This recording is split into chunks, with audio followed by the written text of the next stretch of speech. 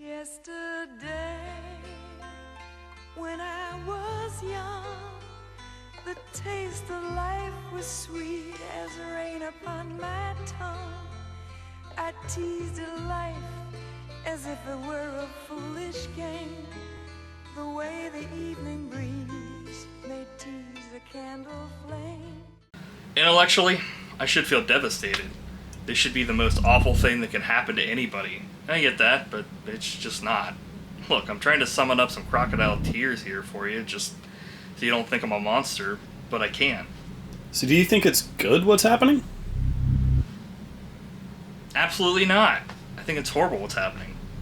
But for you? It was exactly right. What the hell are you doing here? It's not what you think, Mr. Matt. What are you doing in my house? Is my buddy here?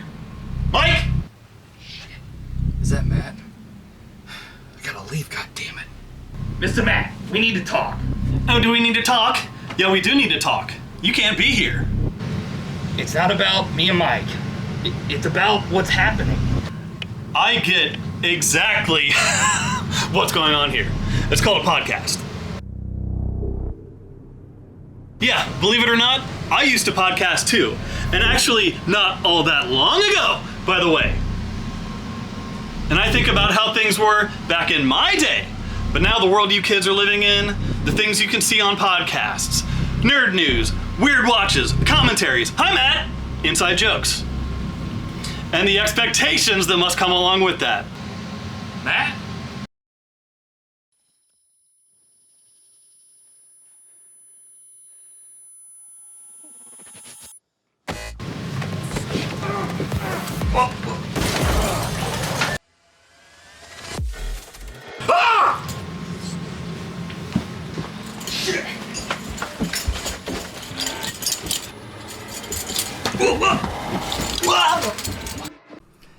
Yeah, this is Buddy Shotz 130. Can you believe it? Wow.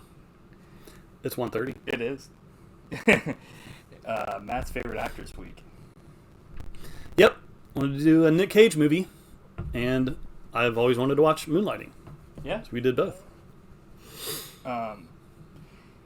Yeah, I mean, I think that's the correlation here is, favorite actors for you, for sure. Yep. Other than that, trying to think, really no connection here, but that's okay. Everybody, thanks for watching, and subscribe to the podcast, or I'll send Vince Frost to track you down. Nice. So, as usual, we got the poll here, and Moonlighting has been seen by 50% of our audience. Wow. Yeah, so that's cool. That doesn't shock me too much, but I think this was definitely a huge thing when it came out, for sure. Oh, yeah. It was like Miami Vice and stuff, like a phenomenon.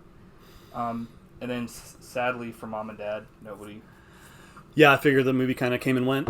Yeah. And, I remember seeing the trailers for it, though. Yeah. So it's not like it was just one of those films that I'd never even heard of, so there's that. But even though this is Matt week, I guess I'll go ahead and, as usual, we'll start out with Moonlighting. You want to do that? So, Weird Watches this week is Moonlighting. Some people are probably like, what the fuck is Moonlighting? So we'll tell you. Just wait. if you're under the age of 40, you're like, what the hell's Moonlighting? Why the hell am I watching these old fucks? So it's an American comedy drama. So it was like kind of one of the first dramedy shows and stuff. And it starred Cybill Shepherd and Bruce Willis, Bruno himself, as private detectives. And Allyce Beasley as their quirky receptionist. The show has a mixture of drama, comedy, mystery, and romance. It was considered to be one of the first successful and influential examples of comedy dramedy emerging as a distinct television genre. So yeah. Oh, when did this come out? It was 98 or 85, 1985. Jesus. So yeah. Yeah. So this blew Bruce Willis's career up. Yeah, turned him into a huge star, household name. Which is like when you're watching it. I mean, obviously now you can look back and be like, yeah, of course, but like he's definitely going all out in this fucking show. Yeah, it's and ridiculous. I get it. Like, I get why this was a huge hit, because it was phenomenal. I thought it was great. In the beginning, it was kind of boring, but Yes. I thought that it got to a point where it turned over. Once, like... The side story part was like, who cares? Once the actual, like they became a team and were, like, actually, like, on screen together, it was actually, like, awesome. Yeah. But before that, it was kind of like... Okay. Yeah. I loved it, but it's all about, you know, the chemistry between Yeah. Bruce Willis and Cybill Shepherd and I'm their sure that's why it performances. did so well, because Yeah. it was like... I don't know. I would definitely... If you're getting into this, I would...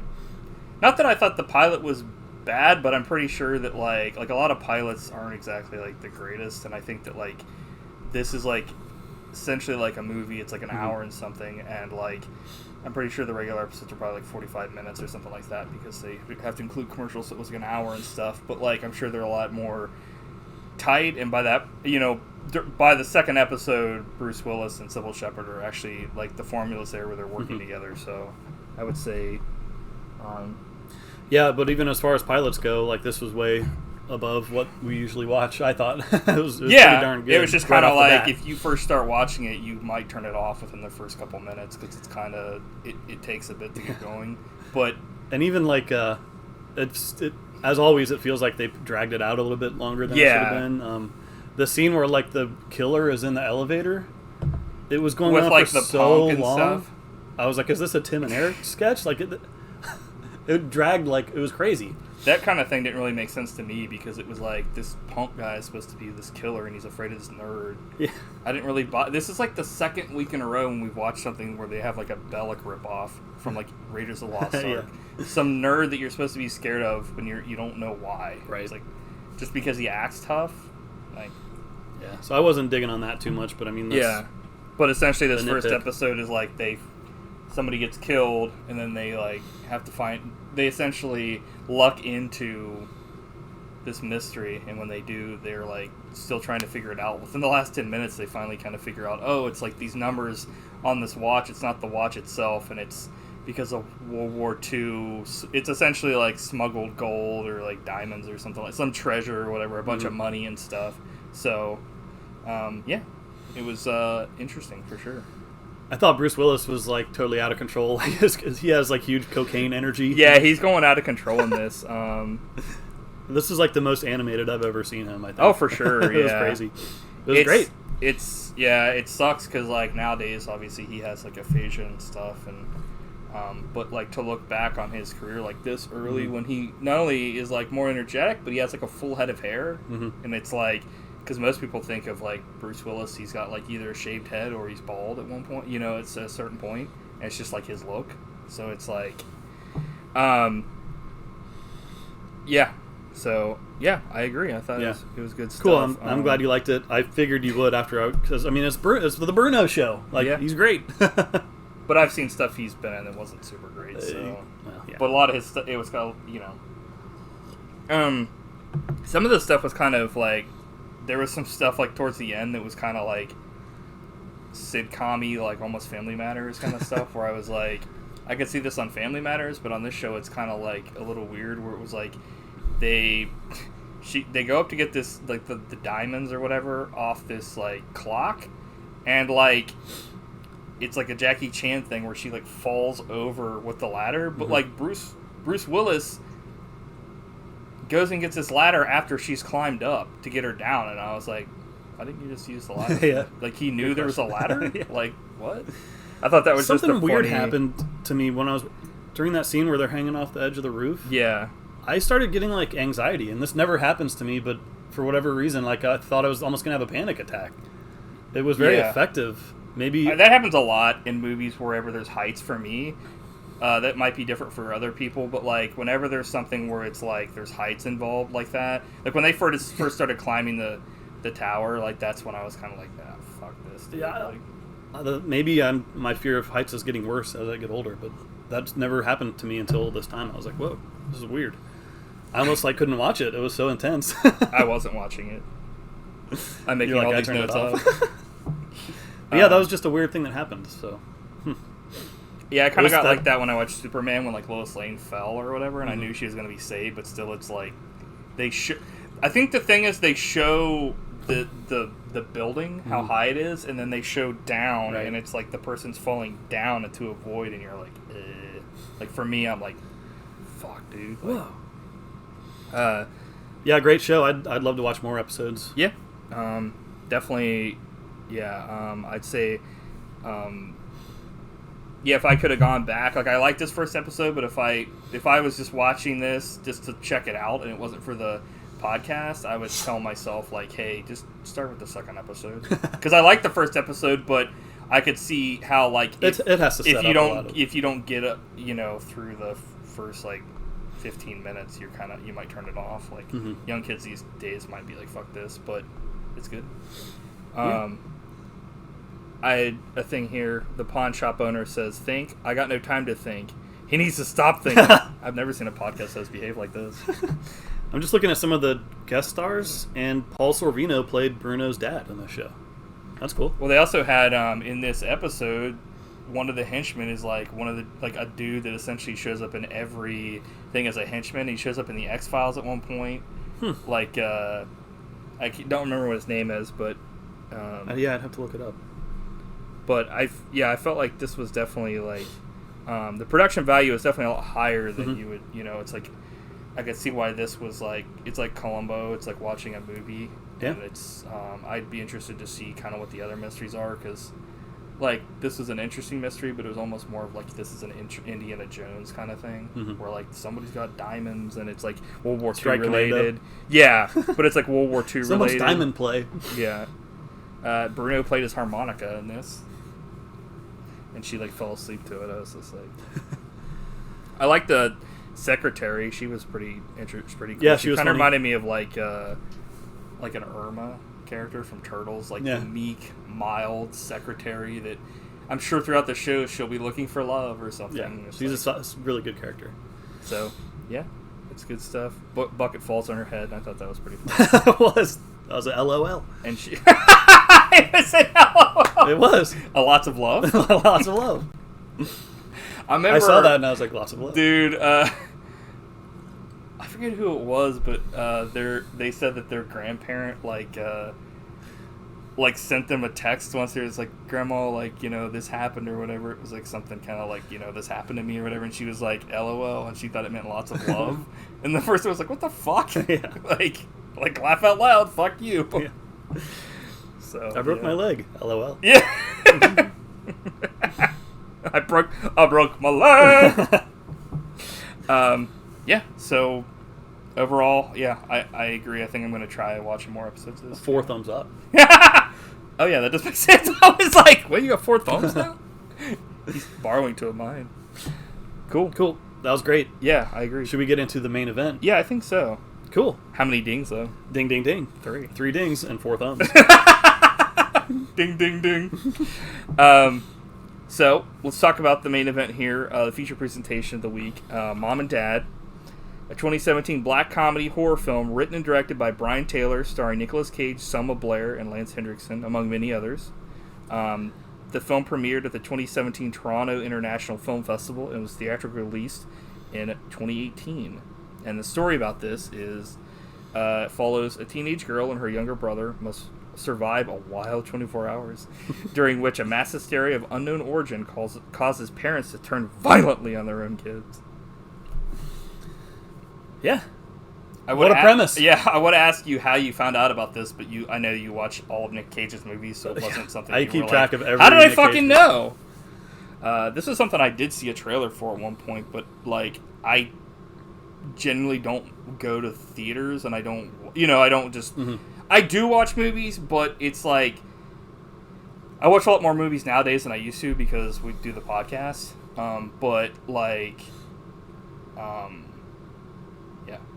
But like back in the day, if I saw something I thought was cool, I'd put it on a list and then kind of forget about it. So this was on a list that I forgot about. Probably would have never watched unless you had picked it. Not because I thought it looked like crap, but just because there's only so much time. Well, I hope you turned out to like it. I'm like, what the fuck is wrong with you? This movie is fucked. No, I'm just kidding. Yeah. I wouldn't say that. It was directed by Brian Taylor. He's the Taylor of Taylor and Neveldine, who directed the Crank movies. So you can kind of tell. I really like the first one. I've never seen the second one. I remember one's- I watched the first one at your house or whatever. Yeah. And I was like, dude. The second one's even more out of control. Yeah. I really like those movies, and this kind of has a similar, like, crazy, very stylistic. Is he related to approach. Tim? He's like, da-da-da-da-da-da. I don't think so, Tim. Damn. You're like, huh? I'm like, I was watching the film and I was like, the parents were going after the kids, and I was like, oh no. I don't care what anybody says. I like Tim Allen. He's funny. That just shows you how old I am. Yeah. Most people are like, Who's oh, that? you mean the guy that played Buzz Lightyear? Yeah. Who's that dude? So start. Actually, do you want to go over anything before we actually get into the film, or Yeah, just general any thoughts. factoids about it, or anything that you kind of like? Obviously you. Yeah, I really like this movie, but I really like almost every Nick Cage movie by true? default. I love movies that are just like a crazy premise. Mm-hmm. That's why I like Night of the Living Dead's great. Like, what if? A lot of John Carpenter's films are like the premise alone. Yeah, is cool. but it's so interesting. It's like a parent's overwhelming instinct to protect their child gets flipped, where their most overwhelming urge is to kill their child. Like, Flip the script. exactly. I just think it's an amazing premise. Yeah. So like, that's half the job. It's very interesting.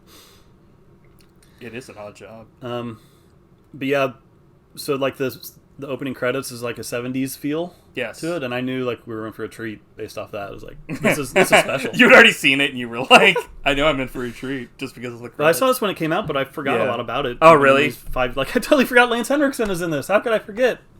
Our boy. Yeah, we should have said. I mean, I guess if I had seen this before we went and saw, met him, I probably would have been like, dude, Yeah, totally. What was it like to You were work in with this Nick film. Cage?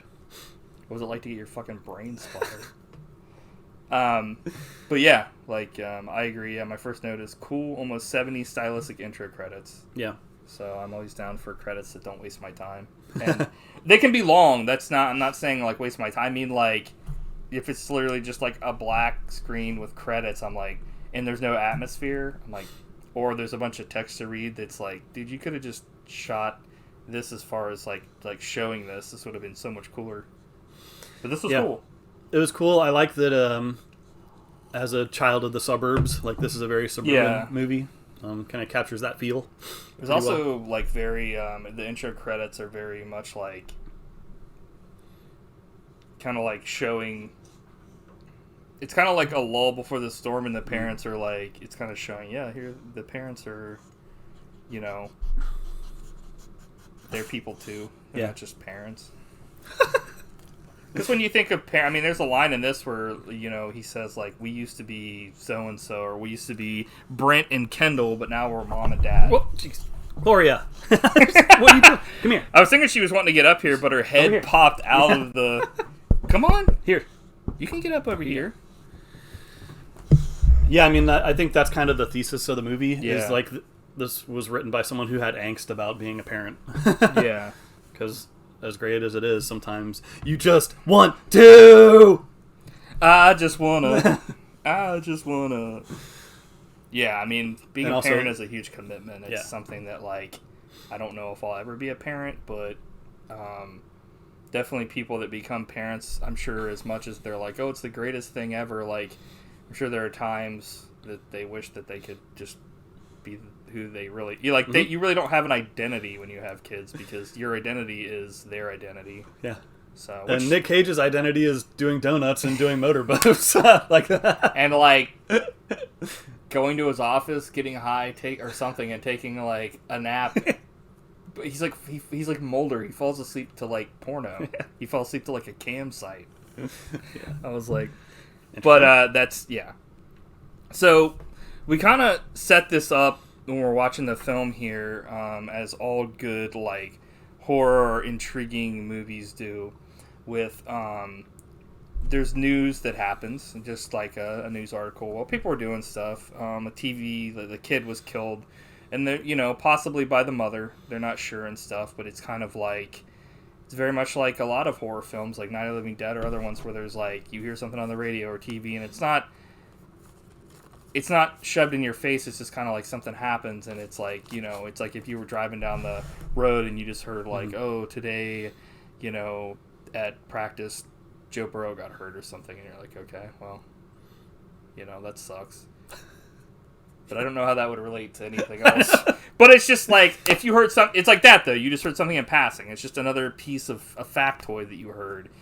But it's a piece of factoid that's part of a puzzle that's like comes together in this film. So I also like how they watch the news on a portable DVD player. What was with that? Yeah, well, it was kind of like the whole family was there, like eating breakfast, and like that was kind of playing and stuff. There's a funny joke between Nick Cage and his son. It's just like, oh, you better not mess with your mom, you know, because that might happen to you. And she was like, not funny, you know. It's like, but it's like very parent kind of, you know, like joking around and stuff. Yeah, and that's a nice touch.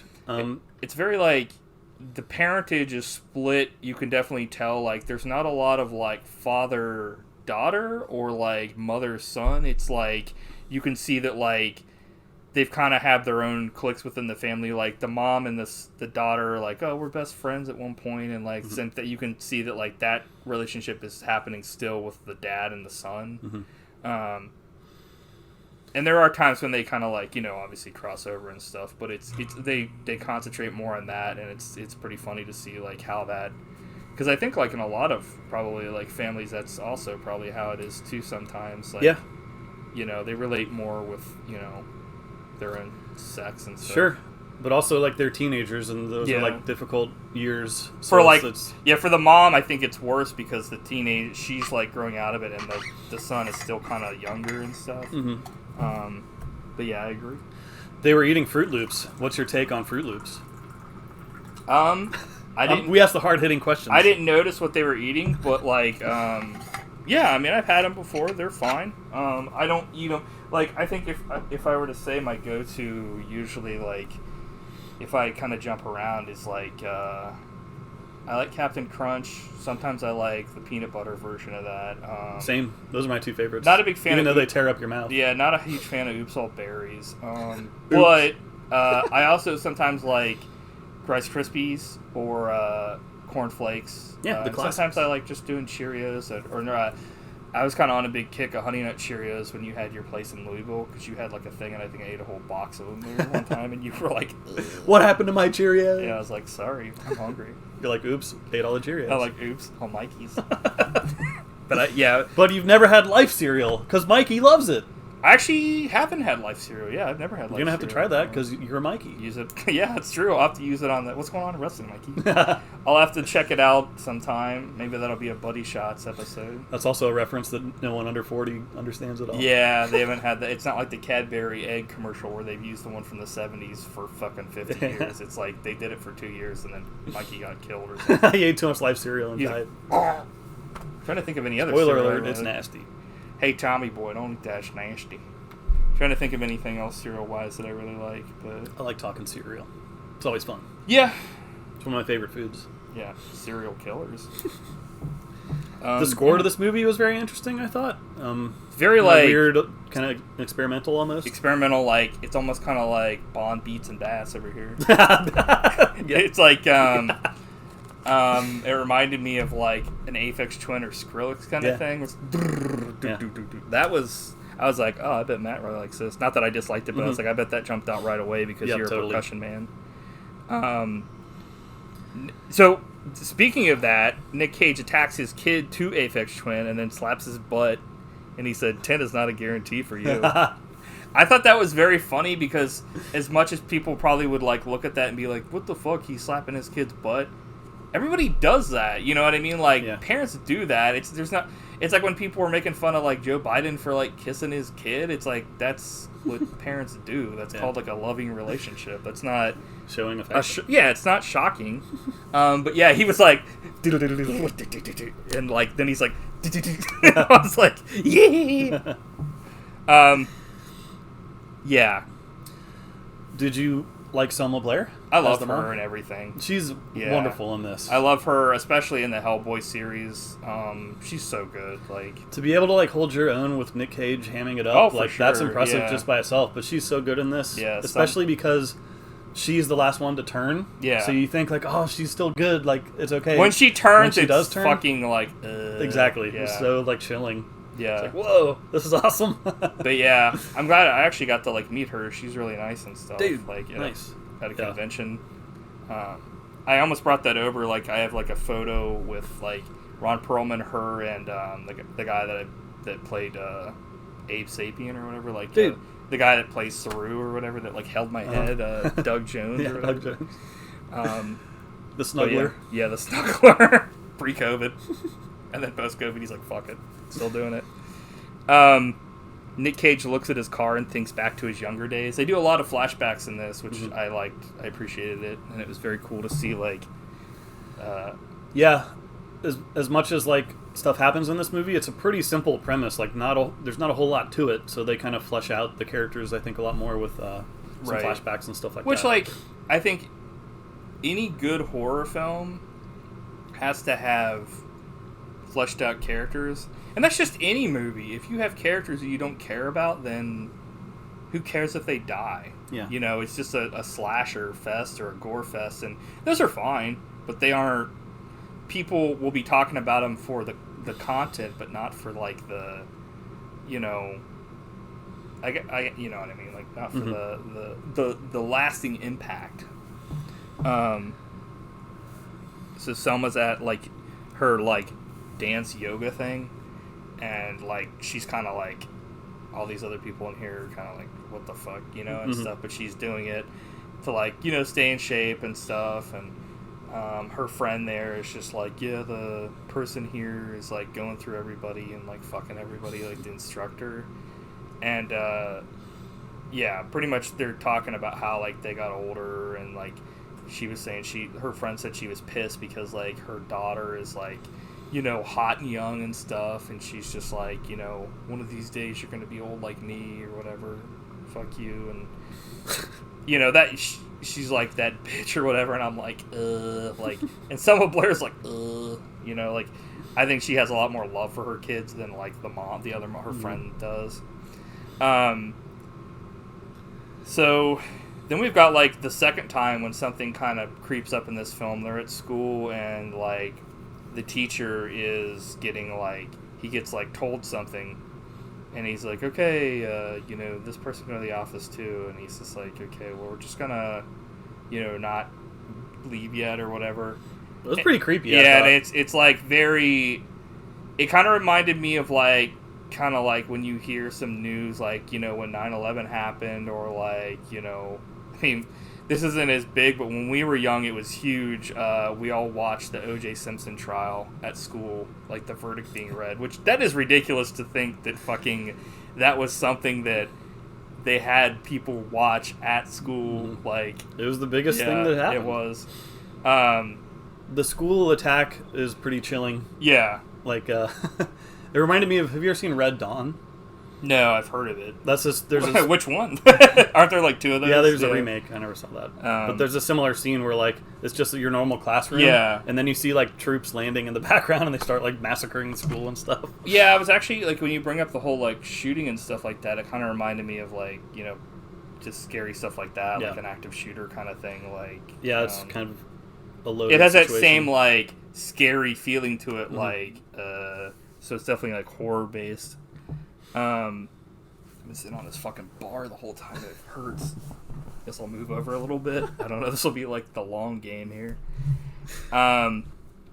So, girl smoking in bathroom, and she says, "My mom is such a penis." That was funny. I was like, Then she calls someone else like a ham beast or something like that, or something like that. It was ham beast. some good dialogue in this movie.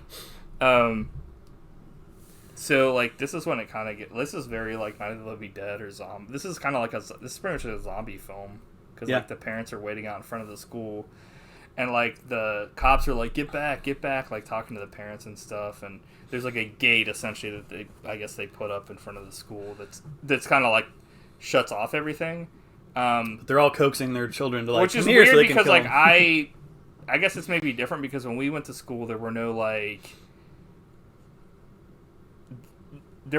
gates as far as like maybe there was a gate that they put up at night and stuff like but there was no like you go outside and there's a cordoned off area that like you have to get past to leave the school. I'm assuming maybe nowadays it's like that because of like things are kind of out of control with certain things and having to be more cautious. But like you said, they're like coaxing their kids out, and like most of them are like they don't go to their parents and stuff, and then one kid like jumps the barricade and his mom like all of them start pulling him over like the mom does and stuff, and he finally gets pulled over and she instantly takes her like keys and like stabs him and kills him. And that's when all the kids are like what the fuck? All hell breaks loose. And the parents like they start kind of running and moving away from the fence, and then that's when the parents just like jump the barricade and like start running after their kids. And you see like different scenes of like there's one where like a dad grabs like a bag out of the trash can and starts like manhunting his fucking daughter. Yeah. And then like it's weird because you also have like not weird, but it's like I guess you have to. So like in zombie films, it's like there is no like people aren't like specifically like if there were people in here, I was a zombie and like there was 3 people in here, I wouldn't just go for people I know. I would go for anybody. But in this, it's like it's kind of a mindfuck because you have to think like Nick Cage will go for his kids, but he won't go for any other kids. So, like, in this, like, when they're going for their kids, there are people trying to stop them that are, like the police officers. Like, there's a part where the police officer is, like, beating this mom to death, essentially. He's like, I told you to back the fuck off. And she's, like, on the ground, and her head's, like, fucking bloody as hell, and he's, like, beating the fuck out of her. So it almost seems like there is some sort of, like, rage-inducing thing, just in general. It's super interesting because even Bokeem Woodbine is like, after he killed his kid, he's like, I think this is horrible, but I loved when I killed my kid. He knows that like what he did was wrong, but like it's like because there's a part. This is an instinct. Well, it's like once it's over, it's over. Yeah. So it's just like it's very weird. But I like the tone of this movie because yes, it is a horror movie, but I also think it's really funny. It's like a black comedy for sure. Very, very dark, but funny. Like when you mentioned the bag over the head, I'm like cracking up. Like this is so dark. Yeah, it's good stuff. The part where like the officer was beating the lady to death was pretty fucked up, but it was also kind of like you felt like there was justice there because like she tried to kill her or she killed her son or something, and it's like I don't know. It's there's a lot of emotions that go through this film that are like fucked up. So the daughter's boyfriend comes home to find like his dad drunk again.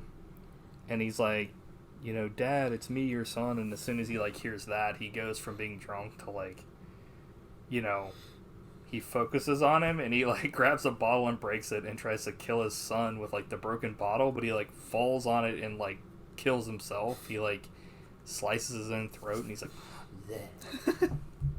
Oops. Yeah. What'd you think of? I think the darkest moment in this movie is the baby delivery scene. Yeah, that was horrifying. Dude, what a well, crazy... as soon as like it was starting to happen, I was like, she's having a baby, and then like that they're gonna put it in the movie where she's gonna try to kill it, and thankfully they didn't do like a thing where like she actually killed it. Like they get it away, and like.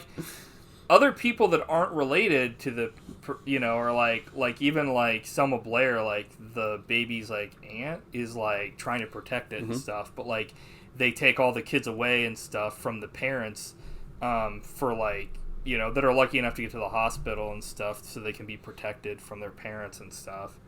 So, yeah. But you had all the dads like looking in at their babies. Yeah. And I was like, dude, they look like pissed off. Yeah. Selma Blair crying in their car earlier because she's too old to like go back and like do what she used to do, which I guess it kind of seemed like maybe she was like a rock singer or something at some point or something like that, maybe a model, and like her manager was like, anything you need or whatever, and she's like, maybe you just need, why don't you just take some classes or something, and then it cuts to her in her car crying because she knows that essentially means like, yeah, you're too old to be doing this shit. Which, Sucks for her. Widespread attacks on kids on news. Terror plot or mass hysteria, it says.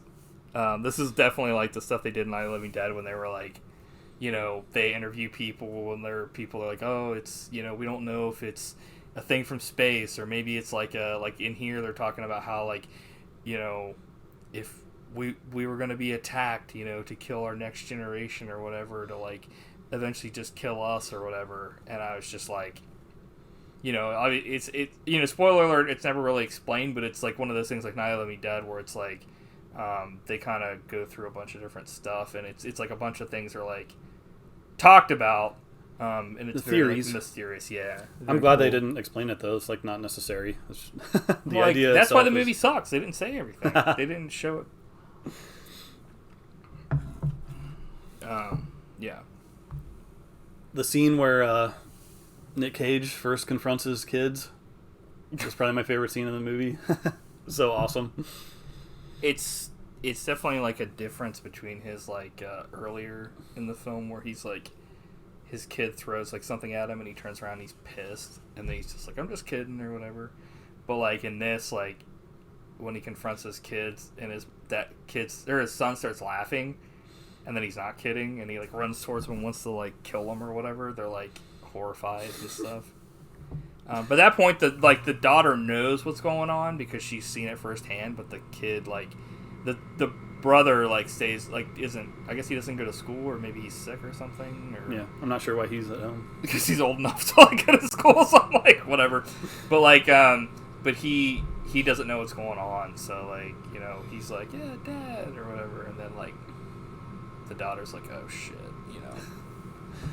But this is the reason I love Nick Cage, because, like, the way he just, like, delivers the dialogue about what you can see on the internet now and stuff, like, it's so weird. Like, no one would do it that way. Or, like, he says hi to himself at one point, and it's like, why did he do that? Yeah. It's just like, so many weird choices. It's very, like, kind of like he's become almost like a caricature of who he actually is, but that's who he is now. Yeah. It's kind of like, I feel like him and Jeff Goldblum are super, like, the same to me. Not, like, as far as how they act very different, but, like, they have that, like, people know them and love them for being, like, weird. Yeah. You know what I mean? And being, like Jeff Goldblum will, like, oh, yeah, like, that kind of thing is his thing, and it's very, like, why the fuck do you do that? And, like you said with Nick Cage, the stuff he does, it's like, why does he do that? But that's Nick Cage, so it's, like, that's who he is. I wanted to talk about real quick, like, why I love him, and he's my favorite actor. Yeah, go. Because, like, there's three things. One, he's a super talented actor. Like, he's won an Oscar. Like, he's got huge range. He can play all different kinds of parts. Two, like, he's a movie star. Like, he has huge charisma. He's just fun to watch. And then three is he's a huge ham. Like, Yeah. when you combine all those things, like, that's why, like, he's my favorite. Yeah. I don't know what to say about that. Because, yeah, that's cool, man. Yeah. Did you, why, like, when, like, what stuff, like, made you, like, kind of decide who your favorite actor was? Because you've gone through different phases, originally, right? like, I really Who liked... was your very first favorite actor, I guess? probably Harrison Ford back in the day. Mhm. So I was all about Star Wars and stuff like that. But Nice.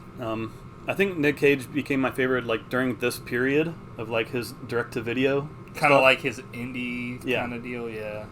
Because, like, I really liked his action movies in the 90s a lot. Hmm. But once he started doing super weird stuff like this, like small movies along with huge blockbusters, it was like, dude, this guy's great. He can do it all. But I also love, what do you think of the scene where he destroys a pool table? Yeah, it was very, like... He turns it up to 11. Yeah. I mean, it's very, like, per the norm for Nick Cage. Like, it's not, like... like, if you've seen Nick Cage in a film, you've seen him kind of, like, go fucking nuts in, like, every way possible. And it's very, like, holy shit, like, in this film. Like, obviously, like, it's kind of like you're... Not like you're used to it, but it's definitely something you would kind of expect from Nicolas Cage at this point. Like, if I'm watching a film with Nick Cage and he isn't going kind of, like, nuts like this, I'm kind of like, what the fuck's going on here? Like, obviously there are films I've seen where he doesn't go apeshit and he's being more subtle. Like in Pig, yeah, there are parts where he's like crying and stuff, but like he's a more subdued character in that. He never goes full Nick Cage in that movie. Whereas in this, yeah, it's definitely like, you know, but it's like he's been like that for so long that it's like hard for me to like see him any different. Like definitely, even when he did like stuff back in the day, like Face Off and stuff, he went fucking apeshit in his films, and it was like that was a huge blockbuster film. So it's not like he acts the exact same way he does in the big blockbuster films the way he does in the small ones, which is like, you know, I think that's why people hire him and want him in his films, because they know that they'll get that performance and stuff. For sure. I think it's interesting that he said Pig is his favorite performance that he's ever given. Huh, interesting. Yeah. It was a great movie. Yeah. I can only watch it once. But that's not possible to see again. Yeah. Well, for me it's not. I liked it a lot. That's like the reason why I don't want to watch it again is because it's so depressing and sad. Mm-hmm. I'm not saying I it definitely hated is. it. I'm not like I fucking hated it. It's not a crowd pleaser. Yeah, we saw it in the theater and stuff, and I was like, yeah. But the actual film itself, like, is a great film. Hopefully it won awards. I don't know if it did or not, but yeah, I know it was talked about at least, so that's good. We'll definitely talk more about Nick Cage, but like there's a part where the housekeeper is mopping up and she like killed. It's like you're like, why is she like mopping up right now? You know, you're thinking, okay, something happened here because the kid's not. You don't hear the kid, and like because she brings her kid with her to like you know, be like at the Cage's house or whatever the fuck their names are, and then you see there's like a bunch of blood and stuff she's trying to mop up, and it's like the daughter goes upstairs and the brother's hiding under the bed with like a Leonardo mask on, and then we get a thing that says wave of violence expands. It's like on news. Yep. With Bokeem Woodbine, blink and you'll miss him. Yeah. Nick Cage comes home, confronts the boyfriend. Now the world you kids are living in, the things you've seen on the internet, mouth to dildo, dildo ass to ass, hi Brent, anal beads! Like, what? Hi Brent. I was cracking up. Yeah. So weird. Nick Cage raises his hand to techno and slaps the boyfriend down. That was such a weird, like, again, yeah. I keep saying it over and over again. Like, he's like, everything he does is just weird. Well, he does it, and it's like everything he does, dramatic he flourish. Like, relishes it. Yeah. Yeah. It's so dark. Like a couple other moments that I thought were so cool was where they decide to gas their children, and he says, "This is a great idea." I hope they throw up. Like he's laughing about the thought of his kids like dying and throwing up. It's like me and you if we were like high or something, laughing about something stupid or whatever. It would be like. What? But also like they're executing their plan, and he like turns on the gas and he's like, "Love you." Yeah. Yeah. Well, no, it's like because it's later on in the film. Let me see if I can find like my note about that because it's so funny. I wrote down the thing about it. So gas on. He says, "Love you." He says, "Kendall, this is a really great idea, honey." And then like you said, he's like, "I love you" or whatever. As if they're just doing a normal chore. Well, she looks in the trash and sees, and like they never show the body, but it's like the body of like the housekeeper's kid, and she's just like just moves on. She has no emotions about it. So he runs after the boyfriend and like goes for the fucking most Three Stooges style fucking fall of all time. It's like he's like it was it's a fucking floor made of ice. Very Three Stooges. Yeah. And I freeze frame because like you can tell it's totally not him in one of the shots. Like it's like the Jurassic Park 3 thing where they're doing the gymnastics and it's like so he's making a pool table in a flashback because they get downstairs and they're like, what the fuck is this? And it's like a bunch of rubble. And like he's making a pool table and he finally gets it level, and then she she's essentially like, what the fuck, Christmas is coming up and you spent money on this and all this stuff. And he's like, it's not a man cave, Kendall, and he starts destroying the pool table. and to the hokey pokey or whatever. Classic Nick Cage. He's like, but sometimes, you know, he's like singing stuff. He's like, he destroys his pool table. He's like, oh yeah, you put your right foot in, you put your right foot out, you do the hokey pokey, and you fuck shit up. I was like, what the fuck? It's like, I remember the kid I used to be. It was 4 fucking minutes ago. My feet barely touched the ground back then. My kill ratio was 9 out of 10. It was 100% sex. But that guy in a million years could never have pictured this tired motherfucker he turned out to be. Flat on his ass, fat, bald, cottage cheese, fucking ass, blue bonnet, butter, waistline with hair coming out of his ears and nose. My salary went from $145,000 to $45,000. Yeah, building a fucking man cave. That's right, you're right. And then he starts like crying essentially. This is like the centerpiece of the movie. And she like essentially talks, you know, gives like a thing too where she talks about, yeah, I didn't expect it to be this way as well. And, you know, he's essentially like, you know, we used to be, you know, people and now we're just mom and dad. You know, it's like they have no identity. So then they flash forward and Selma gets home. Her and Nick just look at each other for a bit, and you're thinking like, okay, is she like, what's going on? Is she good? And then she's like, he whispers to her like, they're in the basement, and that's when it's like on. Yeah, so good.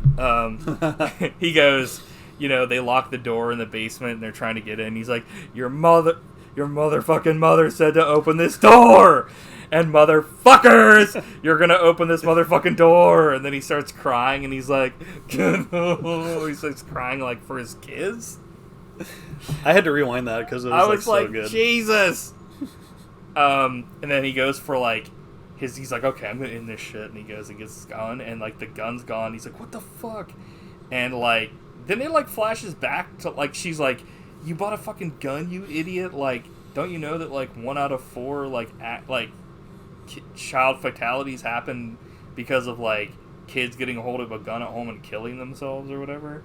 And then it flashes back and it's like his son in his underwear holding this gun into a mirror, and he's like waving it around. He's like, speak, I'm gonna kill you, like shit like that. And it's like the stuff you never want to see a kid doing with a gun, but it's like so realistic because that shit happens. Yeah. And it's like his kid could have fucking accidentally killed himself back then, but it's like, you know, Nick Cage is like, you know, she's like, is this another fucking midlife crisis bullshit for you? Like, what's going on? You're an idiot. And he's like, I fucked up. So, because the kid like actually shoots out the door, and he shoots like Selma Blair in the arm. Oh, nice escalation. And he's like wrapping her arm, and he's like 1, 2, and I'm like, I bet there's so many outtakes in this of her like cracking up that like aren't sadly in this. Yeah, I'd love to see that. Yeah, you're totally right. Yeah, it was hilarious. So like you said earlier, they like are gassing their kids, and they set up this like Home Alone trap essentially where they like tape a match striker and then the matches to the door. And they finally get they cut open the door with the Sawzall, and Nick Cage opens it. It lights the gas, and like he gets blown back by the matches, in slow-mo. And he's like his face is like, but like before he does it, he's like smiles at his wife, and then he's like, yeah. It's like full Looney Tunes at this point. Yeah. And then later on, like, the mom has a coat hanger, and she's, like, trying to, like, get out or whatever. I thought that was kind of an interesting choice because of the whole, like, coat hanger association with, like, abortions kind of thing. I was like, damn. Yeah. I didn't think about that. Yeah, that's interesting. And I don't know if they meant to do that. I don't know. Yeah, but there's something to that, for sure. But she, like, this poor boyfriend, man, he gets, like, fucked up in this film. Like, she, like, uses the coat hanger and is trying to, like, fuck him up, and then she, like, hooks his fucking lip, like, through his cheek, and he's like, ugh. And then later on he gets, like, thrown over the banister and fucking falls to, like, break his neck almost. It's like, so they're about to kill their kids, And then they hear the doorbell ring. They're like, what the hell? And they're like, oh shit, I forgot that, like, your mom and dad is supposed to come over tonight. He's like, oh, that's tonight. And I think this goes completely against, like, you know, the actual, like, you know, like, they wouldn't stop. They would kill their kids because they're so rage-induced. But I don't even care because it was so funny. But, like, he's dude, yeah. They're like, this essentially, like, breaks the whole, like, thing. But he's like, okay, well, you guys stay right here. I'll be right back. And he goes to open the door, and he's like, Mom, Dad. And his mom instantly pepper sprays him, and he's like, ah! And then his dad's just like, you know, he stabs him, and it's like Lance Hendrickson. And he says, Dad, you've killed me. To me, this moment, like, puts this movie over the top. I thought it was so clever, because at no point did I ever consider, like, their parents. Yeah. Like, what a clever touch. How these old geezers, like, trying to murder Nick Cage. It kind of reminded me of that episode of The Simpsons where, like, the grandparents are eventually, like the parents are trying to, I guess, like, get the kids, like, you know, something happens where I think, like, the parents are like, you know, we want the kids to do what we say and stuff like that. And then eventually at the end, like, the grandparents win because they're their parents or whatever. But they show up and, like, he's stabbing him, and it's like, there's a part where, like, the son is running away from Nick Cage, and then Nick Cage is, like, being chased by his dad. So it's like... Lance Hendrickson was so awesome in this. Like, I was just so happy to see him. And I was cracking up because, like, fucking, they're, like, running, and they... During this whole thing, they go back to Nick Cage, like, talking to his son, and at one point he's, like... on his beer can, and I was like, what is going on here? Like I said, he has to ham it up. Yeah. Like, and Nick Cage is, like, barking, chasing his son. He's like, oh, oh, oh. And I was like, dude, this is fucking hilarious. He turned into Tim the Tool Man. Yeah. But he's like, they go into, like, Nick Cage's car that's, like, pretty much like his midlife crisis vehicle. Pride and joy. Yeah. And, like, the kid's, like, in there, and he's trying to get, like, his son. And Lance Henderson comes out and starts stabbing Nick Cage in the legs, and he's like, you won't be running anymore. And when he's stabbing him, like, Nick Cage is like, wee, wee, like, squealing like a pig. I was like, dude, this is fucking ridiculous. It really is. So good. So then, like, there's all these antics. This kind of reminded me of the part in Resident Evil 7 when you're in the fucking garage, like, driving the car around. Car fight in the garage. And Nick Cage eventually, like, the kid runs away, but, like, Nick Cage is, like, he's being stabbed and attacked by his dad, so he, like, is driving the car around and stuff, and he drives it backwards out of the garage, and as he's running out, he runs over his mom, and she, like, flies over the car, and then he, like, crashes the car, and his dad isn't, like, secured in, I guess, so he goes flying over and, like, smashes his head on the, like, the what's it called, like, his brain over the hood, and is, like, dead. R.I.P. And, like, the mom is dead too, and it's just like, dude. And but before that, like, the mom had, like, knocked out, or I guess, like, the boyfriend comes back, and he, like, knocks out, like, Selma Blair, and then they wake up and they're, like, tied up and stuff. Yeah. So what did you think of the ending? I thought it was interesting. Yeah, for sure. Yeah, I mean, I don't know how else they could have ended it. Well, I'm sure there's many ways they could have ended it, but it's kind of inconclusive. Yeah. And you can, you know, imagine for yourself. Yeah, it's definitely one of those things where, like, if they wanted to do a thing where, like, this was just, like, a timed attack or whatever happened, you know, it only lasted for a little bit, they could have definitely ended it differently, but they definitely ended it on, like, a cliffhanger where it's, like, kind of like Night of the Living Dead or something where you don't know what the future is going to be, kind of a thing. Kind of reminded me of The Thing. Yeah. But again, that final scene repeats the premise of the movie. Like, sometimes I just want to. It's a great ending. Yeah. So, plus, this movie's super short. I think it was like 82 minutes. Like, in and out. Yeah, it was pretty much like, gotta appreciate that. So this movie, I think it tackles, like, quite a lot of things. Yeah. Aging, feeling of wasted potential, kids growing apart from their parents. There's definitely, like, secrets in the family, like, familial kind of stuff. Just that kind of stuff. Yeah, totally. Plus, it's just a fun action horror comedy with some Let's not things go to that say. far. It wasn't fun. It was horrifying. I was too scared to complete it. I've actually been making up these notes. I didn't watch it. I experienced it. So I'm actually excited now because I saw that like this director Brian Taylor is like directing the next like the reboot, the third reboot at this point of Hellboy. Oh, nice. Hellboy the Crooked Man. He also worked with Nick Cage before in one of the Ghost Rider movies. He did that. Yeah, which yeah, I've actually never Spirit seen. of Vengeance, the second one, which I haven't seen that one. I've seen the first one. The first one's kind of formulaic, but you know, the second one I haven't seen. I think by that point people were like, I don't know. I didn't hate Ghost Rider the first one, but I think like a lot of people, that was when people were like, "Fucking Nick Cage sucks, man. He's horrible, and this is so crap." You know, this movie sucks. He became a joke at one punchline. But like, you know, I liked it.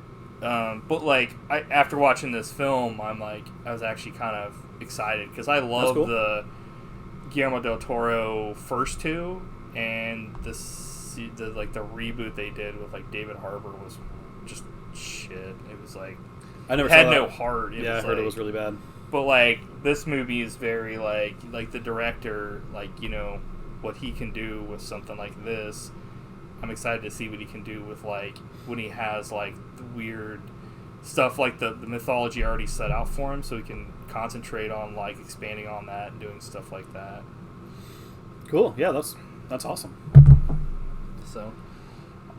So what's your score for Mom and Dad? I'm giving this fucking movie a 9.95. Whoa, nice. This is a movie you have to see, and a movie that I'm sad that there aren't like special features as far as I saw. No, I have the Blu-ray. Because it's bare bones. This is like a movie that I'll probably be putting into my repertoire, like The Thing and stuff. Yeah, it's like, fun. It's just I could watch it again right now. Yeah, it's I just could too. Highly entertaining. The premise is very interesting, and it's very like you know, put out. The kids are not annoying. Yep. Like, yeah, we didn't mention them. They were really good. They were great. Who are they? Do you know? I guess give them a shout out here. Maybe their careers will take off. Ann Winters and Zachary Arthur. And then the boyfriend, Robert T. Cunningham. Mr. Cunningham. My name is Richie Cunningham, and this is my wife, Oprah. But, yeah, they were awesome. And I think that's a fine line. I don't think... Obviously, I think, like, Stranger Things, you know, obviously, like, I like that show. I haven't watched all of it, but, like... I mean, the fact that we didn't really mention their acting is a good thing, because... Yeah, yeah, that's a fine... I was going to say, that's a fine line, because, like, in, obviously, Cobra Kai, too, like, the kids could have been super annoying, but they weren't, and they do the same thing here, where, like, the acting and the dialogue is, like, believable. Yeah. Oh, yeah. Whereas, really like, it doesn't wander into that, like... I hate to, like, I guess name names, but that Seth Rogen teenager speak territory. Yep. Which, one of the reasons why at first I was excited for it, but now after seeing a bunch of trailers, I'm not excited for the Turtles at all, because it's like, the dialogue is shit. So it's like, that just happened. Yeah, it's stuff that, like, people don't actually say. It's like, okay. I forgot that... ChatGPT wrote this? Yeah, exactly. Brian Taylor wrote and directed this, so, like, kudos, man. Yeah. Great. Wonderful job. My only thing with, like, Hellboy I'm a little worried about is that, like, Magnolia is writing it, and he wrote, like, the reboot, because he was, like, the Del Toro ones, like, he's the dude that did, like, the comics, like, Mike Magnolia or whatever, and I was just like, dude, sometimes, like, the stuff that comes out of the comics is better than, like, you know what I mean, the source material, because I know that, like, Robert Kirkman that made Walking Dead was talking about how, like, he's like, there's so many things they did in the show that I wish I would have done in the comic, because he, like, cut off Rick's hand in the comic pretty early, and he was like, that was so stupid, I wish I would have never done that, because then he was, like, essentially fucked for, like, the comic of what he could do. That's interesting. But... Well, cool, man. Well, I'm glad you liked Mom and Dad and Moonlighting. I love Mom and Dad. I figured you'd like it. Yeah. But, which just goes to show you, like, Rotten Tomatoes and ratings are bullshit, because I'm looking at IMDb right now and it's got like a 5.6 out of 10. I'm like, yeah, fuck off. But that's like, I stopped like caring about ratings who cares? and like reviewers, like real people know Mom and Dad. Real people. Ebert's like, I'm a fucking fake. But you know what I'm saying? Like, Yeah. everybody has an opinion, so, I mean, it's one of those things where, like, I stopped caring about reviews back in the day where, like, for like, when I would play video games, and they'd be like, you know, what are the reviews? And then, like, one time I got a game that got, like, a horrible rating, like, and I saw that after the fact, but I loved it, and I was like, what's going on here? That was a Matt, you were like, dude, Influence. you got to get this shit. Oops. Well, I mean, neither one of us knew what it was about, so it's not like... Speaking of not knowing, I don't know what's on tap for next week. I like Will the you tell me? segue. I also like segues. You're like, I'm finally able to get you to shut the fuck up. So, Mike Week. Yeah, that is true. Mike Week. So, next week, it's time to do more horror. Whoa. And this October and July. I know. True. We're going to be doing, it's going to be an extravaganza for the Vampire Hunter D franchise. I don't know if you've ever heard of that or seen it. Or I watched part of one with you, I think, back in the long time Yeah. ago. Actually, what's funny is when I was picking this, You introduced it to me. I was looking for my DVD and I found it. And it's like one of those ones where it's like, it has a bunch of like stuff on the inside, like art book and all this stuff. And I was like, I'll have to bring that over and stuff. Cool. But like, so there's not really a weird watches for this week, so I guess I'm going to be doing another double feature. Which I guess sometimes, depending on what it is, weird watches are fucking features. So we're going to do the one I haven't seen, Vampire Hunter D from 1985, and then Vampire Hunter D Bloodlust from 2000 that's based on the third film. Or the third book, which there are like 40 books at this point. And I'm going to try to play the video game, actually. Whoa. On PS1. I'm going to maybe stream it on our YouTube channel and stuff this week, so... Awesome. And see if I think it's supposed to play like a Resident Evil game or whatever, so we'll see. Sweet. I do remember like Vampire Hunter D Bloodlust being really good, and like the actual animation being like mind-blowing even for like today's standards. Sweet.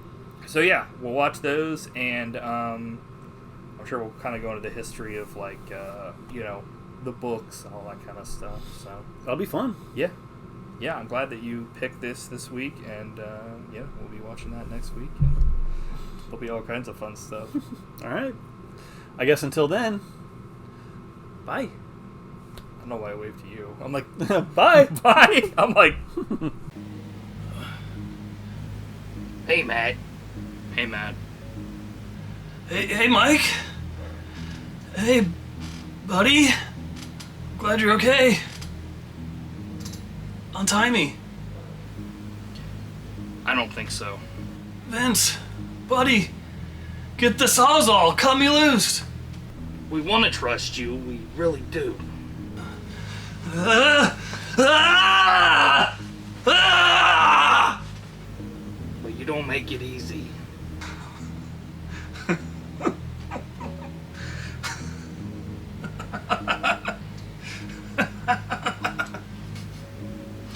I love you, Matt. Me too. Vince, Mike, you know I consider you the best buddies in the world. But sometimes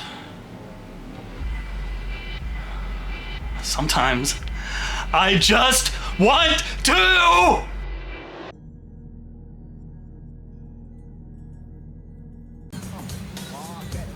Well, then I'm going to pull it back here.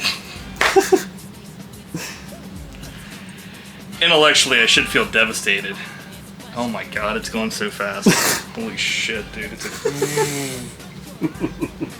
It's like, intellectually, I should feel devastated. I'm like E.T. phone home. Oh shit, I just actually fell. Oh fuck, you okay? Yeah, that was a close one. Ah! What are you doing, pup? Wait, no! Whoa.